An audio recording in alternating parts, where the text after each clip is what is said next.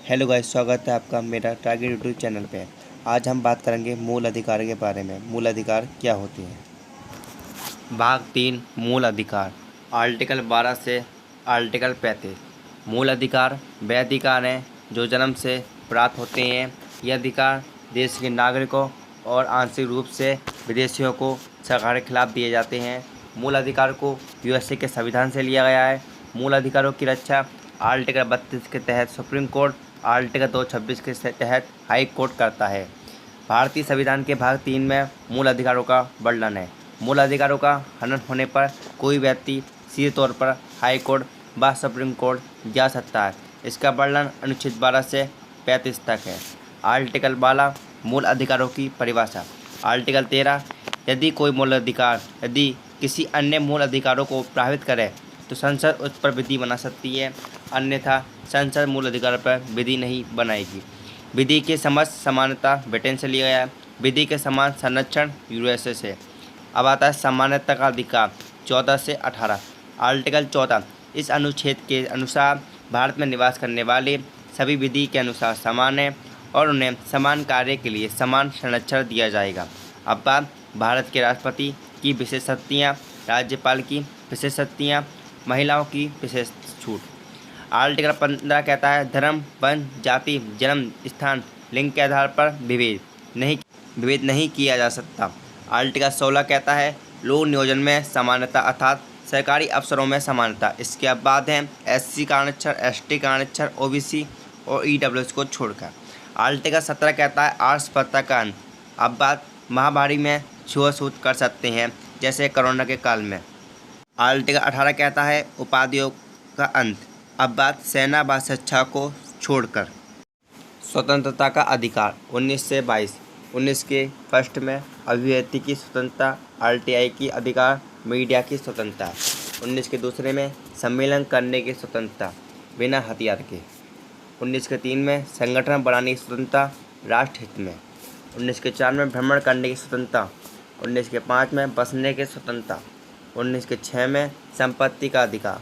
19 के 7 में व्यवसाय करने की स्वतंत्रता विधि के अनुसार।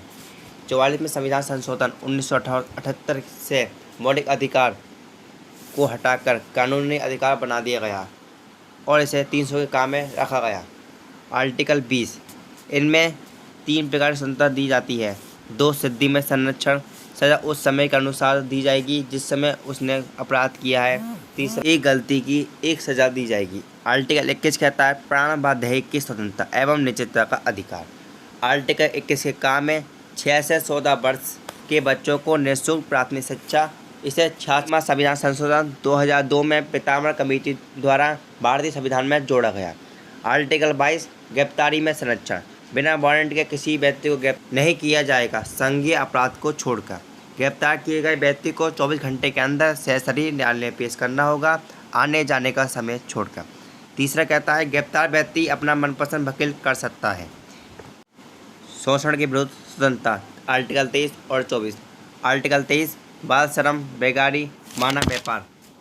आर्टिकल 24 14 से कम उम्र के बच्चों को खतरनाक कार्य पर नहीं लगाया जाएगा। नोट राष्ट्र हित में बाल श्रम, बेगारी एवं 14 से उम्र कम बच्चों को कार्य करवाया जा सकता है। धार्मिक स्वतंत्रता का अधिकार आर्टिकल 25 से 28। आर्टिकल 25 अंतःकरण व्यक्तिगत धर्म की स्वतंत्रता, दाढ़ी की टीका, रामायण या कृपा। आर्टिकल 26 कहता है सामूहिक रूप से धार्मिक कार्यों की स्वतंत्रता। आर्टिकल 27 धार्मिक कार्यों के लिए रखा धन कर मुक्त होगा। आर्टिकल 28 सरकारी धन पर चल रही शिक्षा संस्थाओं में धार्मिक शिक्षा नहीं दी जाएगी। धार्मिक संस्कृति एवं शिक्षा का अधिकार 29 से 3। आर्टिकल 29 अल्पसंख्यकों हितों का संरक्षण। आर्टिकल 30 यदि अल्पसंख्यकों को बहुसंख्यकों के साथ शिक्षा ग्रहण करने में परेशानी आ रही है तो ऐसी स्थिति में वे अलग शिक्षण संस्थान का प्रावधान कर सकते हैं और सरकार उनके अनुदान में मदद करेगी। आर्टिकल 31 पैतृक संपत्ति का वर्णन। आर्टिकल 32 संवैधानिक मूल अधिकारों का उपचार। नोट भीमराव अम्बेडकर के अनुसार संविधान की आत्मा आर्टिकल 32 को कहा जाता है जबकि संविधान की आत्मा प्रस्तावना है। आर्टिकल 23 विशेष स्थिति में मीडिया तथा सेना के अधिकारों को कम किया जा सकता है। आर्टिकल 4 मार्शल लॉ सेना का अधिकार। भारत के किसी भी क्षेत्र में सेना का कानून लागू किया जा सकता है। अफसा। आर्टिकल 35 मौलिक अधिकारों को लागू करने का प्रावधान। Thanks. Please like and subscribe channel. धन्यवाद, मिलते हैं नेक्स्ट वीडियो में।